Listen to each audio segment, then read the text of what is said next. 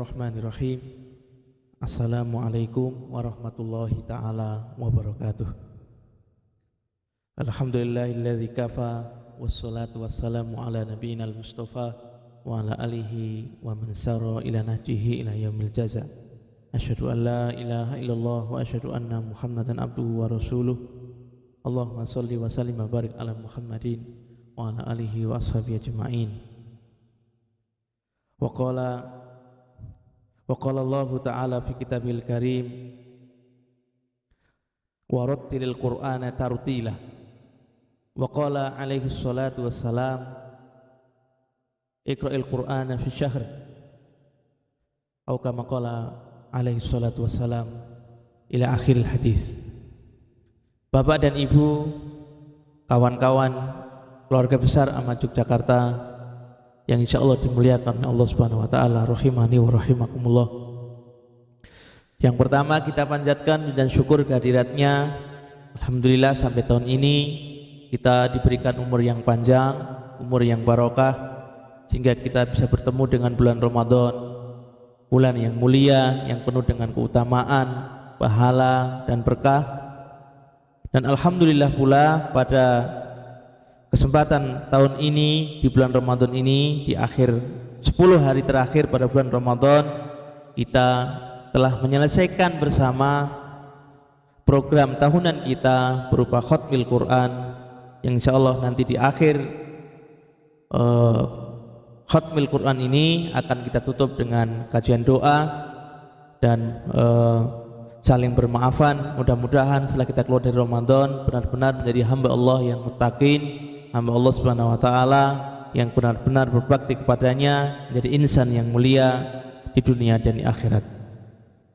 Shalawat serta salam semoga terlimpah junjungan kita Nabiullah Muhammad sallallahu alaihi wasallam selaku pembawa Al-Qur'an yang membawa wahyu Allah Subhanahu wa Ta'ala dan menyampaikan kepada kita dengan penjelasan yang jelas-jelasnya. Dan itulah satu-satunya jalan agar kita menuju Allah, jalan keselamatan itu dengan mengikuti Al-Quranul Karim. Ma'asyiral muslimin wa jamaah khatmil Quran Ahmad Yogyakarta, rahimani wa rahimakumullah. Munasabah atau terkait dengan khatmil Quran ini, maka pada kesempatan yang mulia pada sore hari ini kami ingin menyampaikan beberapa faedah. Mudah-mudahan faedah ini mampu kita petik hikmahnya, kemudian mampu kita amalkan, yang pada akhirnya sekali lagi akan membantu kita, akan menjadi sebab kita menjadi orang-orang yang muttaqin, hamba-hamba Allah yang bertakwa kepadanya. Faedah yang pertama yang perlu kami sampaikan pada pengajian khatmil Quran ini, bahwa sebaik-baik manusia, sebaik-baik umat, serta sebaik-baik generasi adalah generasi Qur'ani.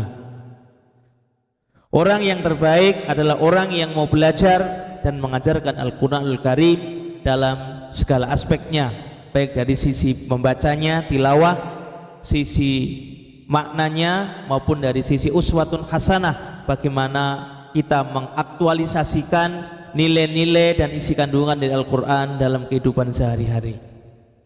Ini semua berdasarkan pada hadis Rasulullah alaihi salatu wassalam, bahwasanya beliau sallallahu alaihi wasallam bersabda dalam hadis Muslim yang sahih, beliau mengatakan khairukum man ta'allamal Qur'an wa 'allamah, bahwa sebaik-baik dari kalian adalah orang yang mau belajar dan mengajarkan Al-Qur'an. Maka secara mutlak orang yang berinteraksi dengan Al-Qur'an, baik dia sebagai seorang pelajar, seorang mahasiswa, maupun dia seorang pengajar, mungkin dosen, ustadz, kiai dan sebagainya, maka keduanya secara mutlak adalah orang-orang yang terbaik, orang-orang yang memiliki predikat tertinggi di hadapan Allah Subhanahu wa Ta'ala, sesuai dengan apa yang disabdakan oleh Rasulullah SAW, bahwa sebaik-baik orang, sebaik-baik manusia adalah yang belajar dan mengajarkan Al-Quran. Bahkan begitu mulianya orang yang berinteraksi dengan Al-Quran, sampai-sampai Rasulullah SAW memberikan kabar gembira kepada kita dalam hadis yang lain, yang artinya barang siapa yang baca Al-Quran kemudian dengan lancar dia membacanya dengan lancar dengan kaidah tartil, kaidah tajwid, maka baginya nanti akan ditempatkan di surga yang paling tinggi, surga Firdaus, bersama dengan para malaikat ma'al kiramim bararah, bersama dengan malaikat yang berbakti, lagi dimuliakan oleh Allah Subhanahu wa taala. Demikian pula bagi orang yang belajar, yang secara manusiawi dia mungkin banyak kurang dari sana dan sini, dia membaca dengan terbata-bata, dengan penuh kesulitan, itu pun juga bukan sebuah aib, itu justru sebuah kemuliaan bagi seorang pelajar Al-Quran, orang yang dengan sungguh-sungguh mempelajari Al-Quran. Bahasanya bagi mereka, kata Rasulullah alaihi salatu wassalam, barang siapa yang baca Al-Quran dengan terbata-bata, dengan kesulitan ketika membacanya, falahu ajron, maka dia tetap akan mendapatkan 2 pahala. Pahala karena dia membaca Al-Quran, kemudian pahala atas kesulitannya ketika dia membaca Al-Quran tersebut. Ini faedah yang pertama yang kita sampaikan tentang keutamaan khatmil Quran dan keutamaan kita berinteraksi dengan Al-Quran. Kemudian faedah yang kedua, bahwa interaksi dengan Al-Quran dalam segala aspeknya, menjadi penghafal Quran, menjadi orang-orang yang suka bertadabbur dengan Quran, adalah ciri yang pertama dari orang-orang yang bertakwa, dan sekaligus ini merupakan hikmah yang paling pertama dan utama sebabnya kenapa Al-Quran diturunkan. Maka ayat yang pertama dalam Al-Quran kalau kita buka surat Al-Baqarah mengatakan alif lam mim dan dzalikal kitabul la raiba fi. Inilah di Al-Quran yang tidak ada keraguan di dalamnya, hudal lil muttaqin. Al-Quran ini menjadi petunjuk bagi orang-orang yang bertakwa. Para ulama tafsir ketika menjelaskan ayat ini memberikan faedah bahwa membaca Al-Quran, berinteraksi dengan Al-Quran merupakan ciri yang paling pokok, ciri yang paling fundamental bagi seorang yang bertakwa, sehingga orang yang bertakwa pasti dia telah dan terus berinteraksi dengan Al-Quran secara intensif, karena berinteraksi dengan Al-Quran merupakan ciri orang-orang yang bertakwa yang paling pokok atau yang paling esensi. Dan itulah sebagai hikmah kenapa Al-Quran diturunkan, yaitu sebagai hudan linnas, hudan lil muttaqin, sebagai petunjuk bagi orang-orang yang bertakwa. Bahkan ayat pertama yang turun kepada Rasulullah alaihi salatu wassalam adalah Iqra bismi rabbikal ladzi khalaq.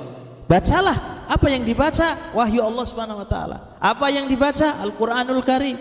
Apa yang dibaca? Ayat-ayat Allah yang berkaitan dengan kemahaesaan, kesempurnaan Allah Subhanahu wa taala, dan kewajiban seorang hamba harus mengabdi kepada Allah Subhanahu wa taala. Perintah untuk membaca, perintah untuk membaca semuanya kepada Al-Qur'an, Al-Qur'an dan Al-Qur'an. Sehingga interaksi dengan Al-Qur'an merupakan ciri, sekali lagi menjadi ciri bagi orang-orang yang bertakwa, dan ini merupakan ciri yang pertama dan paling pokok yang harus kita pegang, karena Al-Quran hikmahnya yang pertama kali, karena ini semua diturunkan sebagai hidayah, sebagai sebab agar manusia menjadi orang-orang yang bertakwa.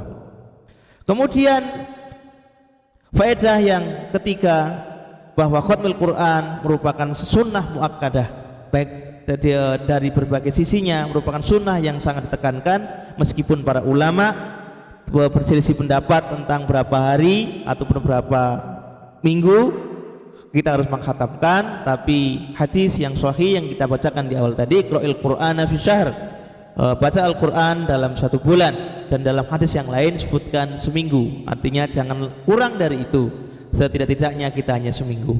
Dan untuk konteks Ramadan ini, para ulama salaf mencontohkan pada diri kita semuanya, mereka mengkhatamkan Quran setiap hari, khusus pada bulan Ramadan. Dan bahkan sebagian ulama salaf yang lain berikan contoh pada diri kita, misalnya Imam Syafi'i misalnya, beliau mengkhatamkan Al-Quran minimal 32 kali selama bulan Ramadan.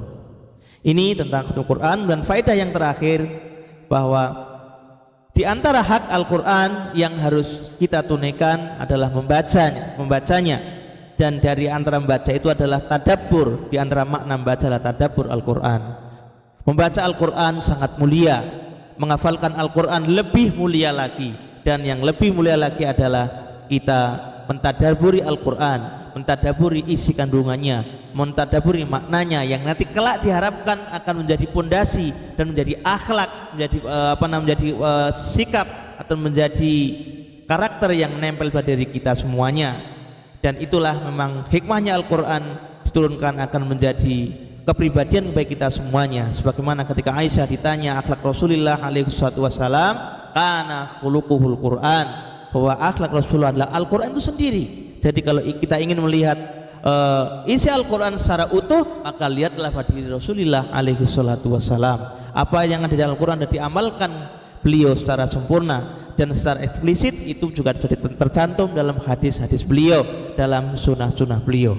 Ini faedah Quran yang kita sampaikan pada kesempatan pengajian khutbah Quran pada sore hari ini. Mudah-mudahan bermanfaat bagi kita semuanya. Sekali lagi, Al-Quran punya hak atas diri kita semuanya, wajib kita baca, wajib kita tadabburi, dan tingkatan yang paling tertinggi adalah setelah kita membaca dan tadabburi, kita mengamalkannya menjadi sebuah kepribadian, menjadi akhlakul karimah yang itu semuanya sebagai bentuk dari hasil belajar kita atas Al-Quranul Karim tersebut. Demikian, ada kurang-lebihnya mohon dimaafkan. Subhanakallahumma wa bihamdika asyhadu an la ilaha illa anta astaghfiruka wa atubu ilaik. Assalamualaikum warahmatullahi wabarakatuh.